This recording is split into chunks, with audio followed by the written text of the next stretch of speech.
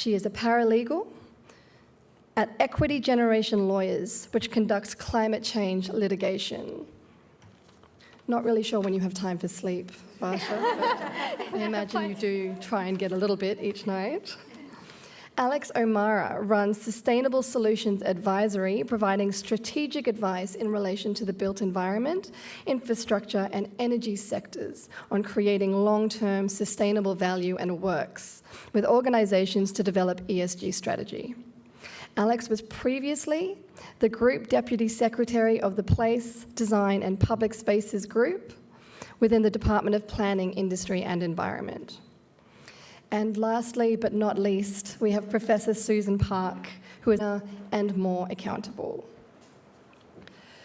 So, we shall commence our festivities. I'm going to join the panel on the stage. Bear with me for one moment.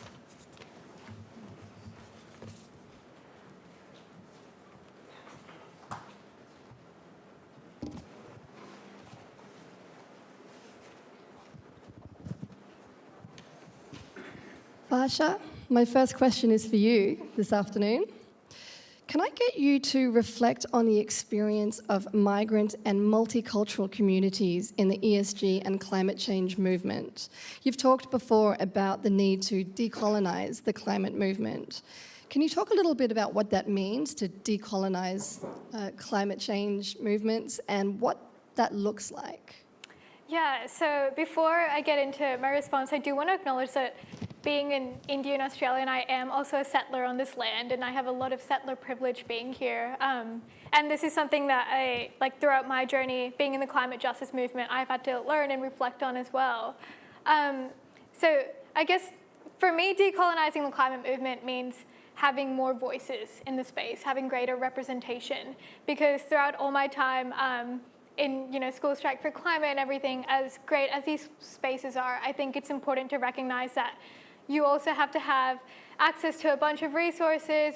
It's generally representative of a certain crowd. And I think when we think about things like climate justice, it's really important for that justice element to come in, and the fact that we're talking about renewables and what we want to do with this land and everything, but we don't have First Nations voices. We're not counting frontline people who are impacted by climate change on the front lines. So what it really means to me now is to remember that there just needs to be a variety of voices in the space. And now working at SAPNA, South Asian Climate Solidarity, it's really brought about this idea of global justice as well. So for instance, when we think about climate impacts in Australia, so things like the Adani Carmichael mine, where does that coal go? It goes to a place called Godda, which borders India and Bangladesh. But why aren't we talking about those impacts as well? Because it really is important for us to consider, the scope 3 emissions and all of these fancy terms that we have for things. But at the end of the day, when Australia does have the resources and does have the means, to me, that's what it means to decolonize a movement, to look beyond just our little bubble of what we think, climate action is, but really move towards justice.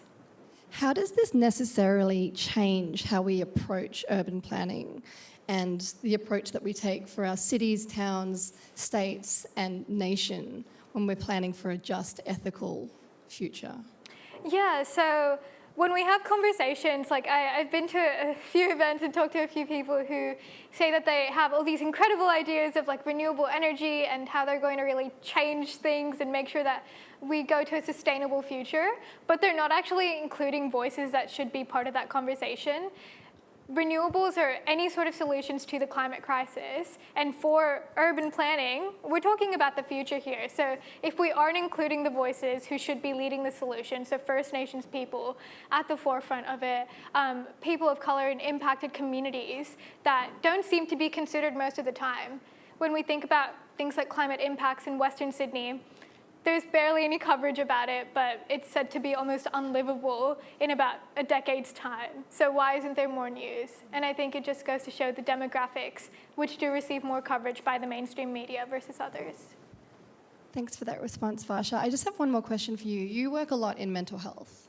You wouldn't necessarily think about mental health in a conversation about urban planning, but if I can, to poorly paraphrase Plato, He famously said that a just society in which we are all each other's carers and partners.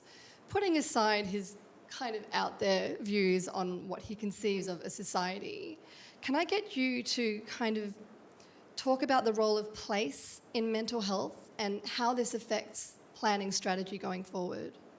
Yeah, so as someone with lived experience with mental health illness, I think the way that cultural stigma and then also now like climate change and all of these issues kind of come together is really important to consider. So again, take Western Sydney.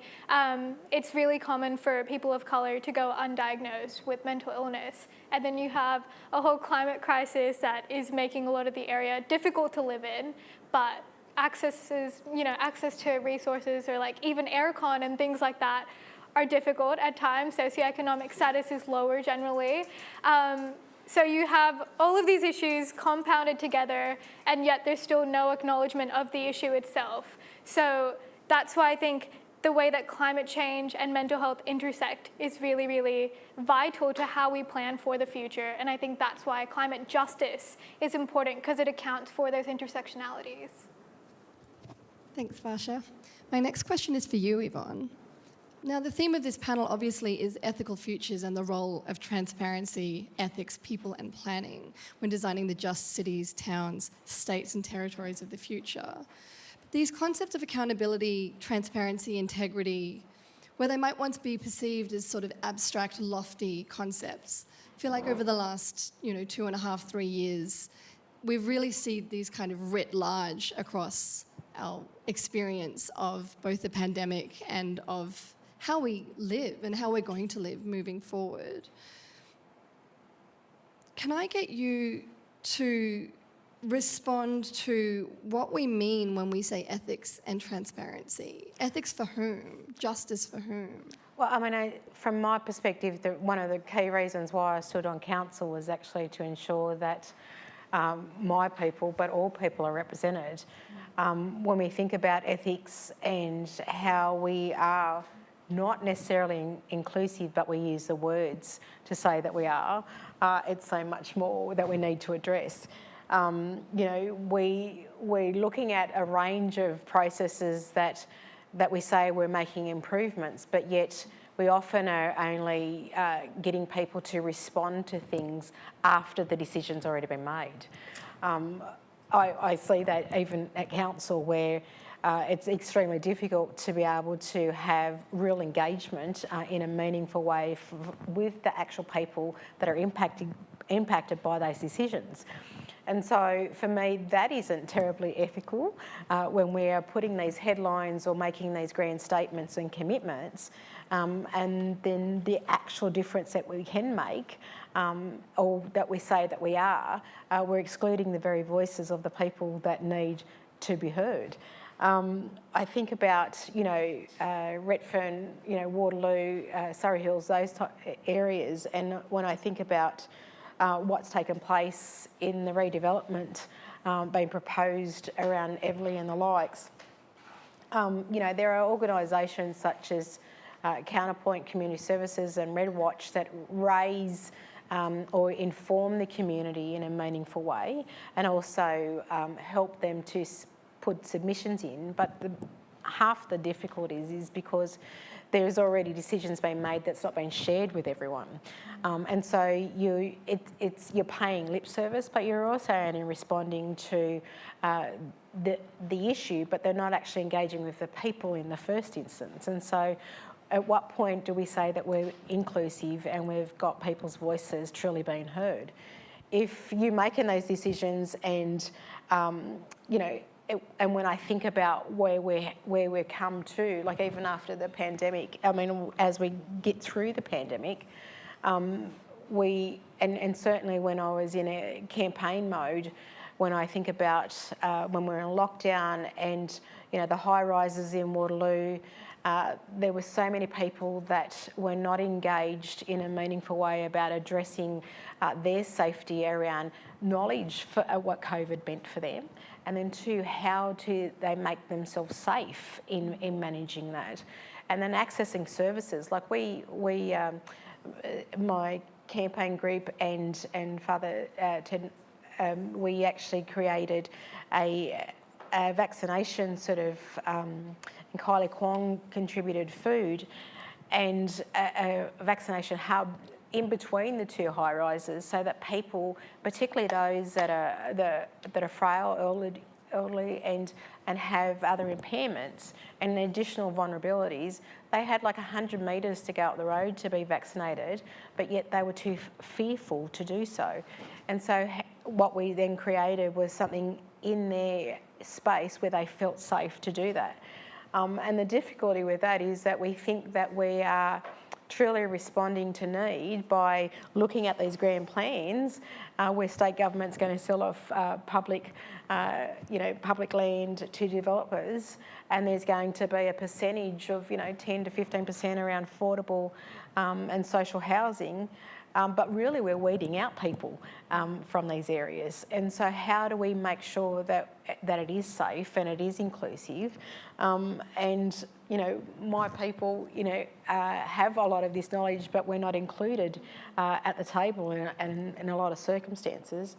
But when you look more broadly on who we are as a society or our local communities, we're not seeing the workers that need to continue to work in our local areas cannot continue to live here because it isn't affordable.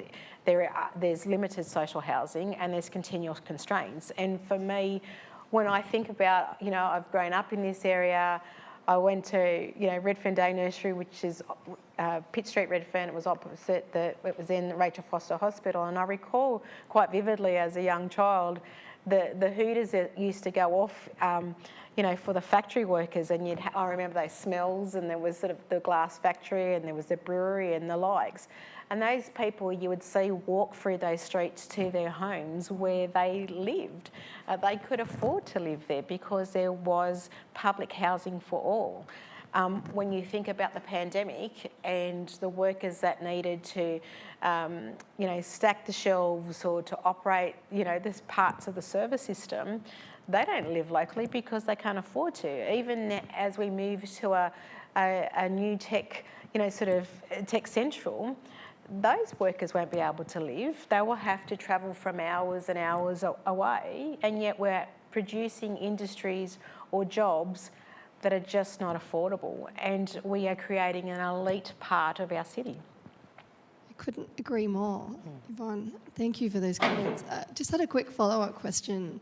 It's nice to hear public housing mentioned in this discussion because we often hear conversations about social housing or affordable housing, which I think sometimes can be sort of coded language for like, dear God, please don't say public housing in public. Yes. What, in your opinion, needs to be done to address these inequality issues in housing and in the sort of broader structural problems that you've just mentioned? Look, I think there needs to be we need to invest more and clearly in social, affordable and public housing as a whole. I think the planning laws need to change and how we respond.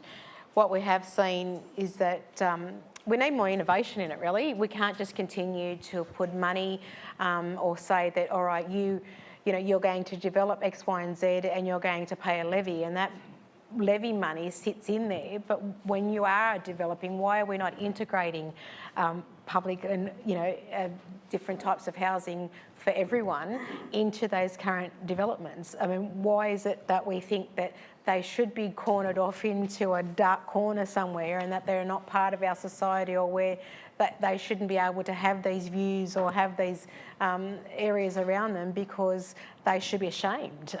We're not integrating them into our whole community, and I think that's what's very disappointing. We are marginalising people and making them more vulnerable because we do not include them. And we need to be smarter about that and innovative and look at how we integrate that across all parts of our city. And it is quite vast, but we put people to a side and then we create more vulnerability, greater isolation, and certainly a lot more difficulties in their opportunities. Yeah. Thank you. Alex Omara, I'd like to bring you into the conversation. how can we best enable a just city? And when it comes to climate change, social justice, and components of ethics and transparency in planning, what does good leadership look like? And what does good leadership not look like? Yeah, well, look, I agree with so much of what you are both talking about in terms of, if you think about the sort of joint crises we've got around the environment and social crises around inequality, I think it's really about the just transition, isn't it? It's not just solving one thing in isolation. And what's interesting about what both of you are talking about is how important place is in that context, about how, we are so fundamentally attached to place or country. And I think, thinking about, well, first of all, what can we learn from First Nations culture, both about country but also about, that idea of deep listening and, really starting to solve our problems in a collective way. And couldn't agree more about the points about, if you think about social and affordable housing, we had the Leptos review last year saying we need something like, $290 billion over the next 20 years to address the gap. But also, what are the opportunities? And I sort of think that ESG and sustainability really interesting because it's creating a sort of a role for a different way of thinking about business, for example, from moving away from short-term profit and extraction to the creation of long-term value. And how might you see businesses start to pivot and think about their role in being purpose-led and what they can offer, and how you might start to see, for example, businesses investing in, say, for example, social housing as a kind of as a long-term, really safe investment, but also delivering on something that's really important to our community.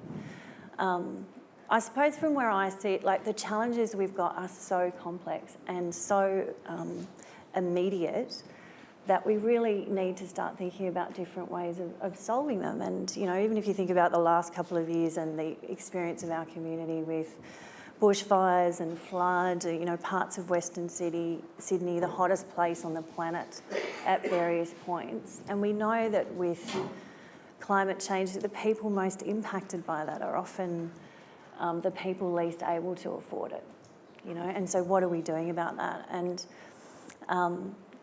so I suppose to answer your question, one of the thinkers I really like on government is this woman called Mariana Mazzucato, who's an economist out of the University College London, and she talks about what should be the role of government, and that the role of government should be to think big and differently, that it should be about public value and about,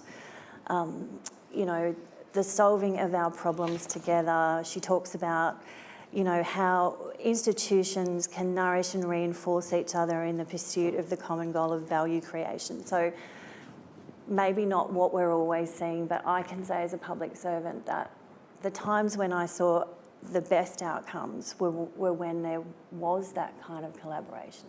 And actually in preparing for today, I kind of went back to, I actually did my Masters of Public Law and Policy at Sydney, and I wrote this paper 20 years ago on public participation in the planning system, and I was like, I should go and read that. I wonder what I think now after all these years working in it. And this is what I said. I said, the theory of interest group pluralism, in my view, offers the most compelling explanation of how statutory requirements for consultation currently work in practice. But the theory of civic republicanism or deliberative democracy, combined with a real attempt to address the issues associated with disadvantage, has the potential to create more meaningful public participation.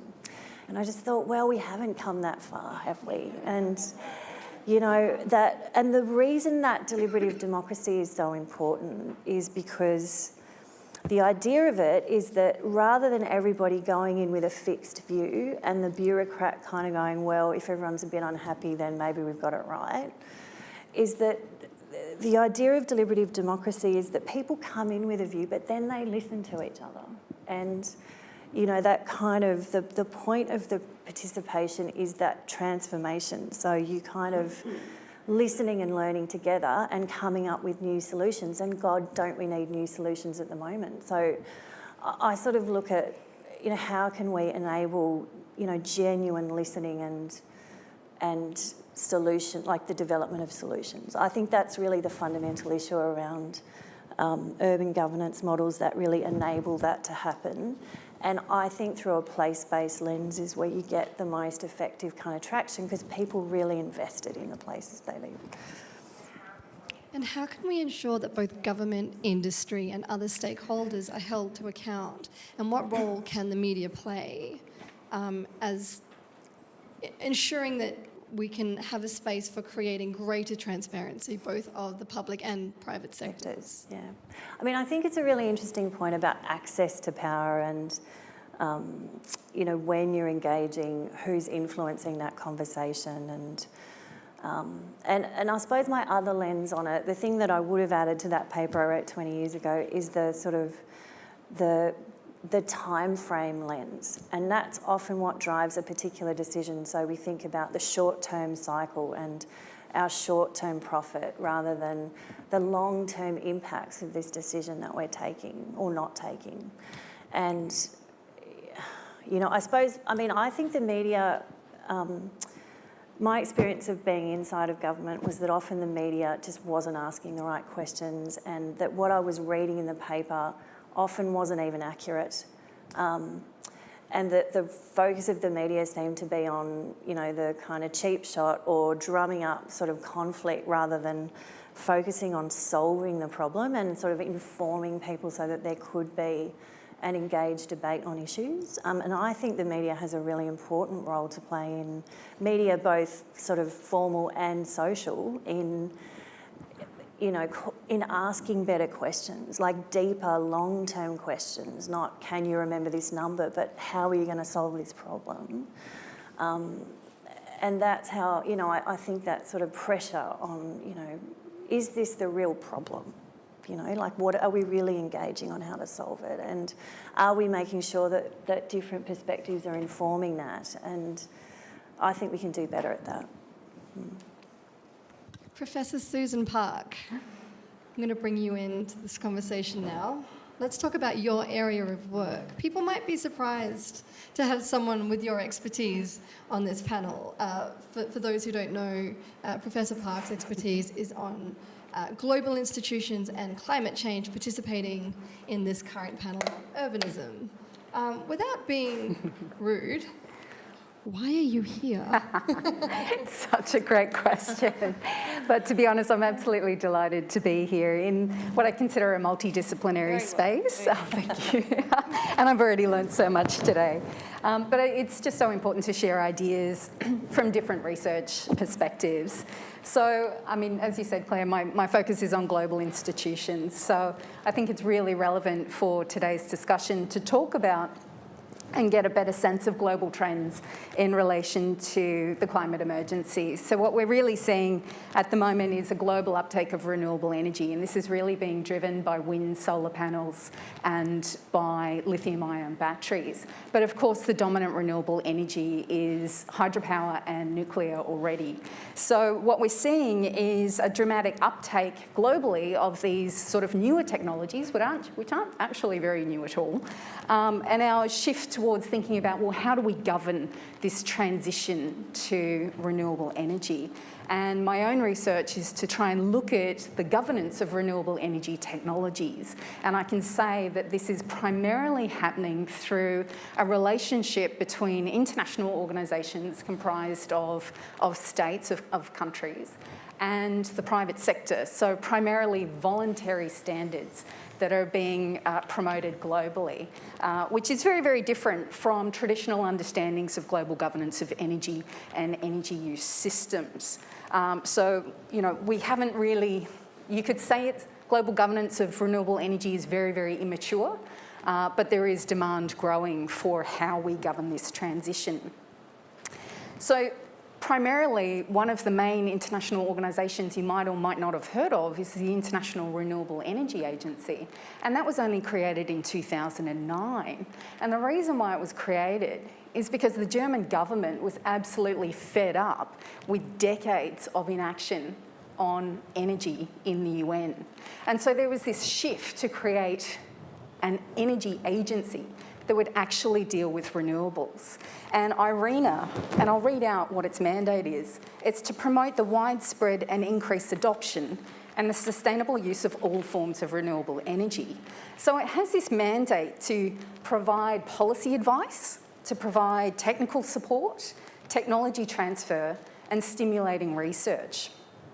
Unlike the International Energy Agency, which I'll mention in a minute, it doesn't have the capacity to make any binding decisions on its members, and it cannot provide resources to the states that need it most. So when we think about the global shift to renewable energy, and I will get to urbanism in a minute, it's all connected, the primary energy agency that gives us the authoritative information that we need to know on global energy use and energy trends is the International Energy Agency. Now, the International Energy Agency was created in the 1970s after the oil shocks, and it was principally designed by advanced industrialised states to give them access to oil and gas. So if we let that sink in, this is the primary authoritative body on energy trends. So the International Energy Agency itself, relatively small budget, dismal standards according to some scholars, but it does have technically competent staff. Now, the International Energy Agency remains the primary global energy organisation. And what's interesting is that, again, it was really only focused on oil and gas. Only very, very belatedly has it tried to grapple with this idea of renewable energy, right? It wasn't its mandate, it's not its focus.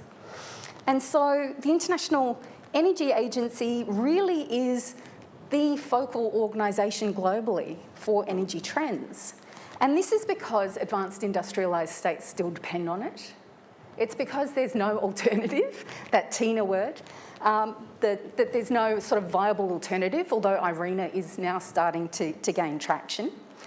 And it remains this sort of central organisation for energy concerns. And the reason why is because most energy at the global level is governed according to the specificity of the fuel. So there's the International Atomic Energy Agency for nuclear, IEA for oil and gas, IRENA now for renewables. But IRENA, again, doesn't have the capacity that the IEA has. Now, bearing in mind that this is the origin of this organisation, the International Energy Agency has nonetheless made it very, very clear that we need to transition. Now, while they have now started shifting into renewables, they have underestimated the transition to wind and solar. And they have consistently underestimated the scale and the speed of the transition to solar PV. But the IEA has made it clear that we need to ensure no new coal power plants or extensions, no new oil and gas fields should be approved for development starting now. It also states that all buildings should be carbon ready by 2030, that 50% of buildings should be retrofitted to zero carbon ready levels by 2040, and that more than 85% of buildings should be zero carbon ready by 2050. So this is really steep, really steep. But the steeper, unless we act, if we continue to delay, that gradient is only going to get steeper.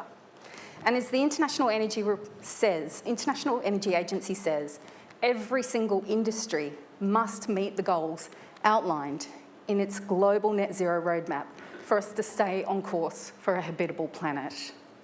The question is whether or not industry is capable of doing so, or whether or not it's driven by government, but clearly they need to work in lockstep together, and obviously from the panel today, with building documents in place.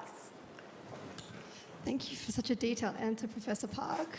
I'd like to return to some of the issues that you just raised, and that has kind of come up in all of your responses today, which is the need for obviously greater transparency and public participation, but I would imagine that in all of your work there isn't a whole lot of opportunity for interdisciplinary collaboration.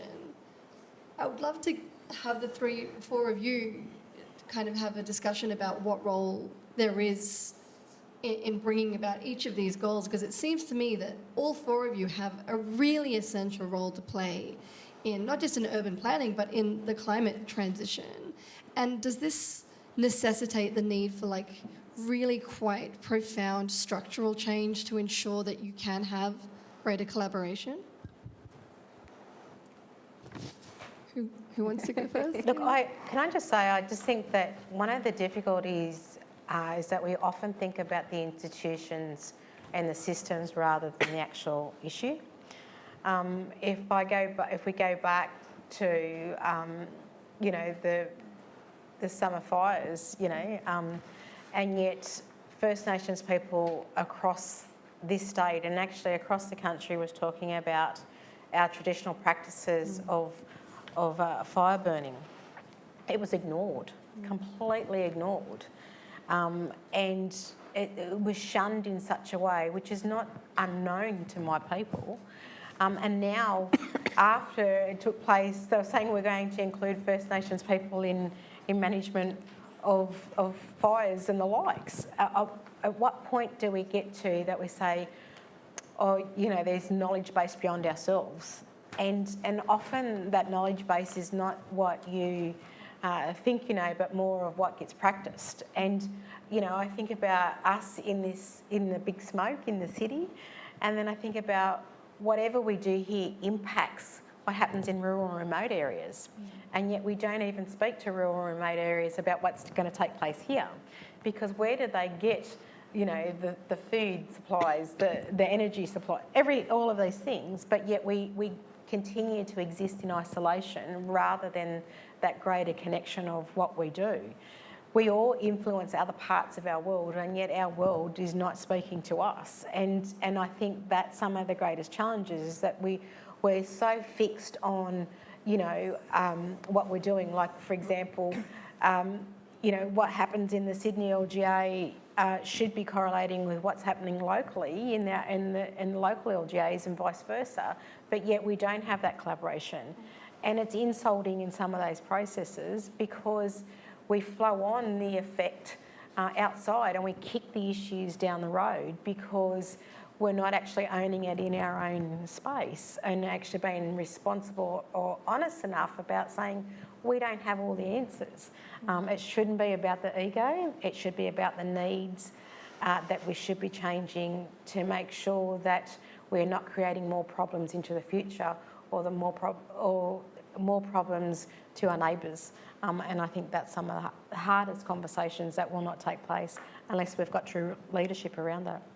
I completely agree with that. And I think something else for me is, I obviously think academic qualifications and that kind of knowledge is so vital, but lived experience is something in itself. And that's something that's not really represented when we're thinking about planning. We're planning for the future, yet we're not really involving the voices that are going to be here in this future. The lack of consultation of young people as well is something that is really, really prevalent. And you will hear boards saying that they want to have young people on their board, but then they never do. And it's another of young people didn't show up, but if you're advertising it on some niche website, no one is going to look at it. Chuck a social media post, you have a whole PR team, you can do that, but there's no effort made there.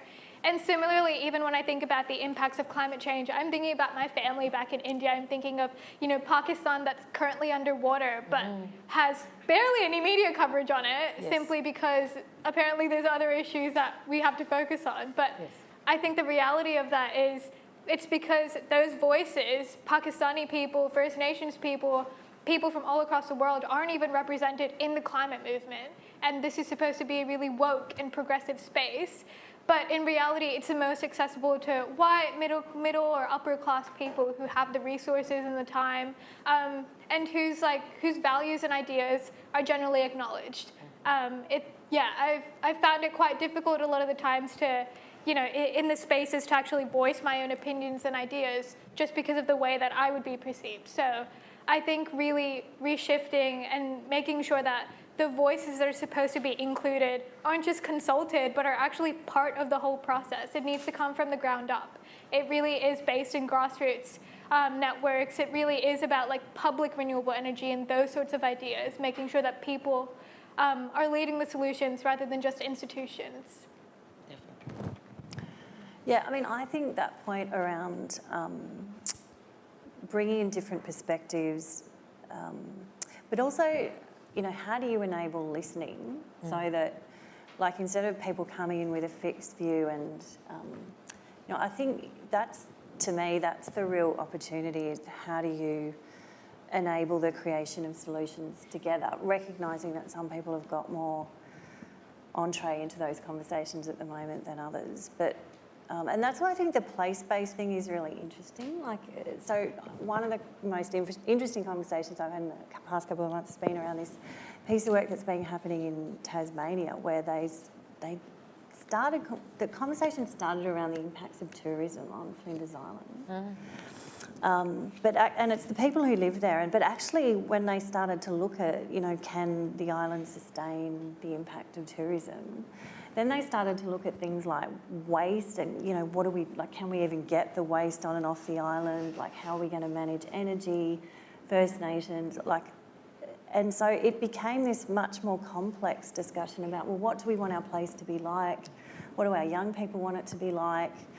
Rather than just kind of going out with a very narrow kind of, we want to ask you this question about this issue or this and I suppose this point around you do want it to be multidisciplinary or sort of thinking about all the issues and how they connect, but also how do you solve it together rather than sort of one institution dominating that conversation. I think that's the hard thing to do well. But when I've seen it done, to me, looking back, they were the most important, productive kind of solution-focused processes. They also take time, and that's why I think the temple thing is interesting, because often we're in such a rush and you can't do that kind of thing quickly. Yeah. Can I just jump in? I didn't say it, but it was in the back of my mind. But certainly when I met Alex a couple of years ago now, it's all goes quite fast in all of our days. But I think there is so much more. I mean, often when you talk about First Nations and the likes, we think that we're progressing in a particular way, but we aren't really. We're just tinkering with it. I think back around, I've been actively involved with Metropolitan and Local Aboriginal Land Council since the Act really was established in '83, but more formally from the time I turned 18. But when you think about the land rights legislation in this state, there has been a process where Aboriginal people can be granted, or they put land claims in and be granted land, and you would assume that there's benefit with that. Often the land that's been granted is land that can never be developed, or there's restrictions around, or it's got major contamination or the like. So that's what we get. We get the scraps, right? But when I think about a development that's sat in the Northern Beaches Council for the past 15 plus years, where I've seen all these other developments that have cropped up, and what we actually want to do, Metro Land Council up in Northern Beaches, is actually have low density housing that has bushwalks and bush trails and respect to the cultural sites. There are engravings and beautiful engravings over there now where bike riders go over there and try to purposely destroy them by riding their bikes on these 50,000 year engravings. And I think about our people trying to get this, and then we have all of these white people, if you like, to actually say they can't do this. How dare they do this? But yet there are other houses that exist there right now, and there's a nursing home and all these other things. And the land that we actually want to develop is actually past farming land. So it's not pristine land as people like to think. But when I think about watching these massive, these high density accommodation that's, apartments and the likes going up. And then I think about the Metropolitan Local Aboriginal Land Council with our joint venture partner trying to build low density housing, and we've been knocked back and knocked back and knocked back for over 15 years, which comes at a cost as well. And we're land rich and cash poor. I mean, if we had our developers to walk away, our partners to walk away, we would go under. But here are systems that exist apparently for all. And then there are other systems like land rights legislation to exist for some of us. But yet we can't even realise the benefit of that because we will always be at a disadvantage. My point of this example is that there is a bias in all that we do. And are we going to be honest enough to talk about what that bias is, and are we truly going to change it? Because when we have those conversations, whether it's about looking at climate change or whether we're talking about young people that have taken climate change in this country in ways that were never done, do we truly sit down with all, and are we actually prepared to be honest enough to acknowledge what biases that we all sit down with? Thank you. We've got time for a couple of questions. We've got some roving mics through the audience. Gentleman over there in the lovely blue blazer. Hi.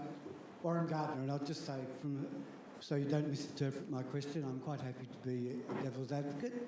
So please don't make any assumptions about my personal position on climate change from my question. But as someone who's lived and been very active in Western Sydney most of my life, I would question the assumption of the panel that when we're talking about urbanism and planning matters and whatever, the first thing that my neighbours would identify as concern to them would be about climate change. I would say that's absolutely not the case. And so it's all, I don't disagree about saying when we're having debates about climate change, we need to have diverse voices involved in that. But it is absolutely presumptuous and wrong to say, we've decided for you.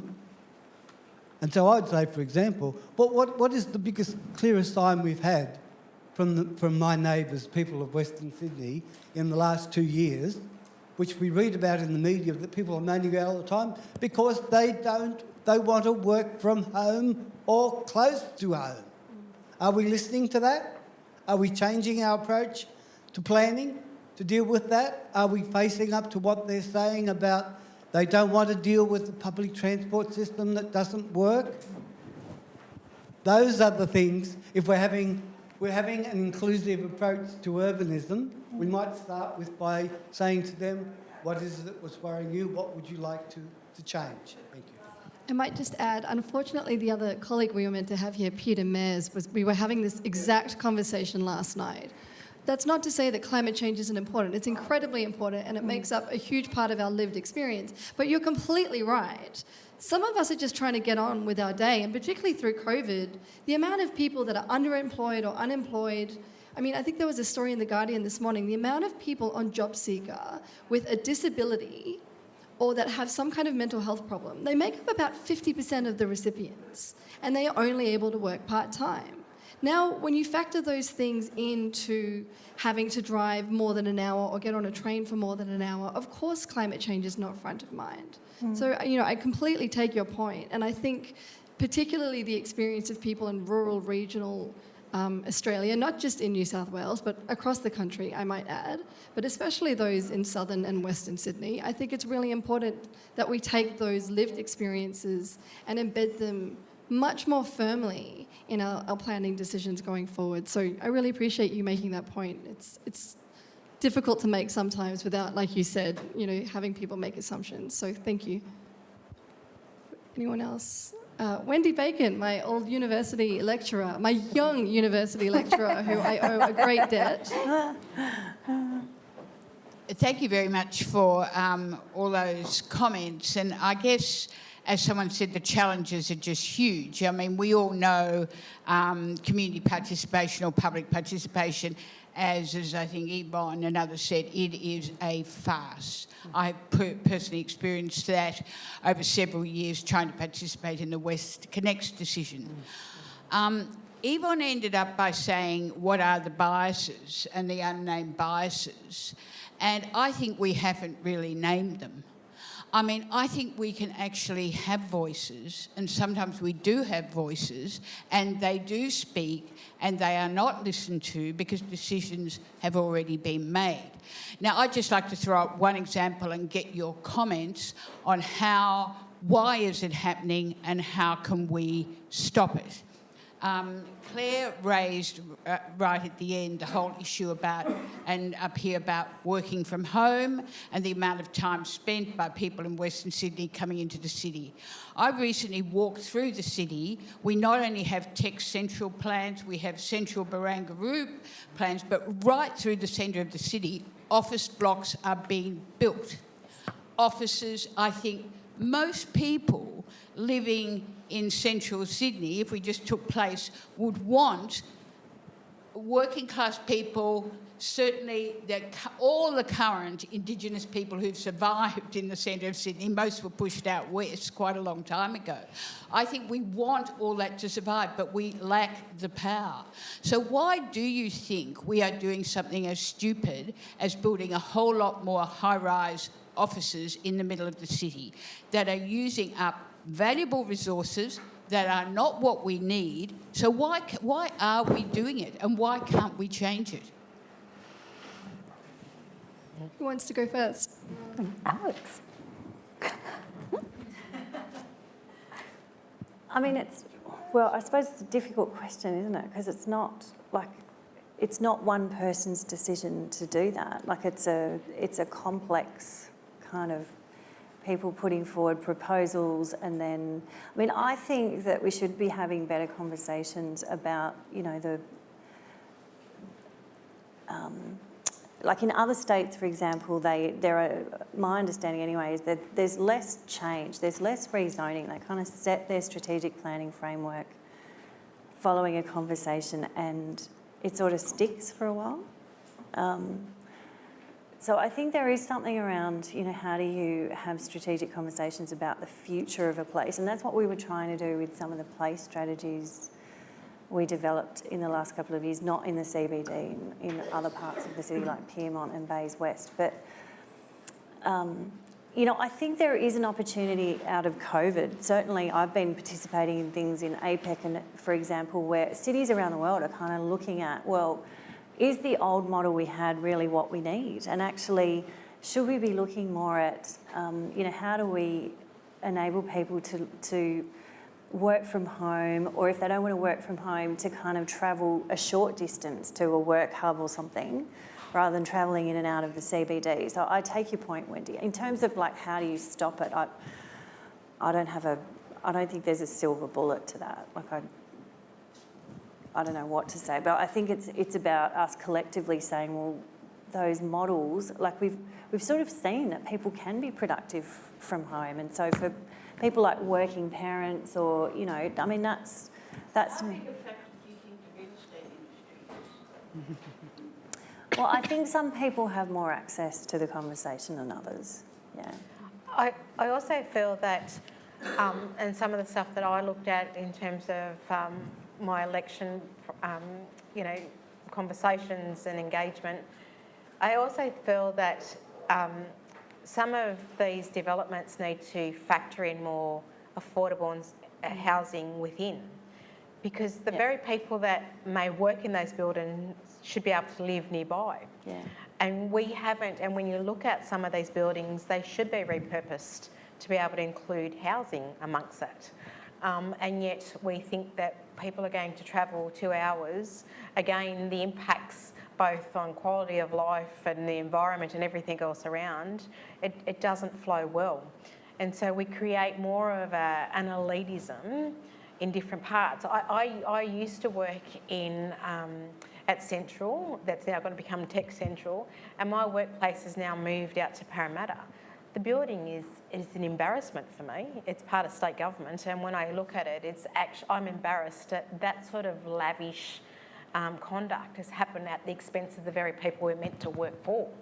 And I just sort of think, wow, is this the future of what we're investing in? Are we investing in the very people that are already vulnerable and already have the constraints, or are we more investing in ourselves and what we look like and what it appears? And I don't think we have that balance. And I do feel, however, that we need to have greater conversations. I do think there are, in universities and experts, but there are people with their lived experience that need to be integrated in that yarn, in that discussion. Yeah. But we're not doing it. And so we've got property people talking about stuff, and we've got planners talking about this, and we've got all of these and you even got Lord Mayors talking about stuff with some people that do it in certain parts of town, not other parts of town. How do we truly make it where those biases, but also those elite parts of the conversation get eliminated and truly start to be about all of us rather than some of us?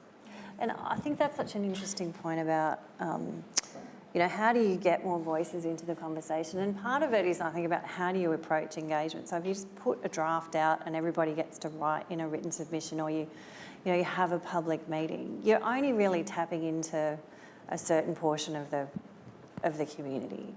And so some of the things we were trying to do, we use things like social pinpoint, or, what are some other mechanisms you can use to make sure that, if you're standing at a bus and, you're my 16-year-old daughter and you care about that, can you kind of give feedback, on your phone when you've got a spare 10 minutes, as opposed to, we'll only listen to you if you're prepared to put in a full written submission in this form, So I think it is about, and with First Nations engagement, like actually going out and walking on country and really listening to and starting with that kind of,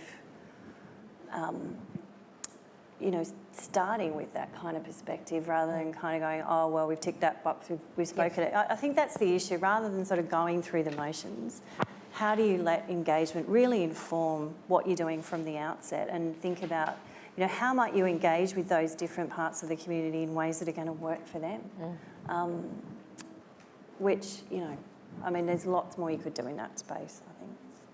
I think we have time for one last short question. Gentleman in the back with the brown blazer. I've got a question for the panel around another form of land rights, and that's around land value uplift.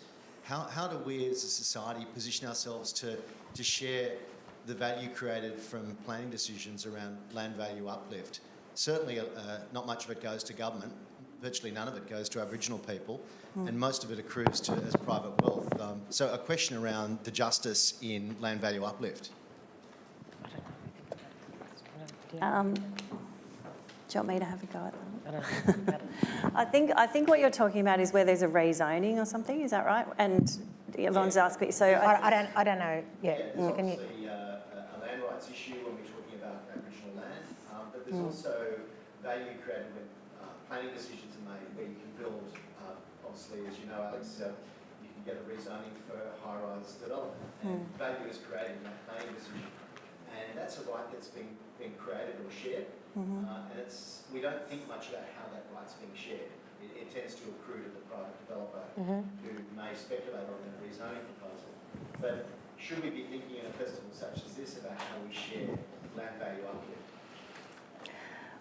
I suppose my response to that is, I think we should always be thinking about public value and not only about, the relative interests of the different players. So what is our joint kind of position on that? And I think we do need to have a view about the public benefit in doing some of these things, and what does the community get out of it. And it's not always about money as well. Often it's about how you're actually engaging with the design. So, for example, I think about it through the lens of public space, for example. There's decisions you can make early on about how you design something that mean that when the community engage with that, say, building, are they, is there public space that's made available, or is it kind of locked up so that nobody can access the roof, or, you know, is it porous? Is it, you know, what is it adding to the kind of the community that's already there? Is it designed with what they value in mind? You know, that's really interesting in the renewable energy sector, I think, you know, in terms of, like, and that is one of the things I think that you are seeing is at the moment a real focus on social licence and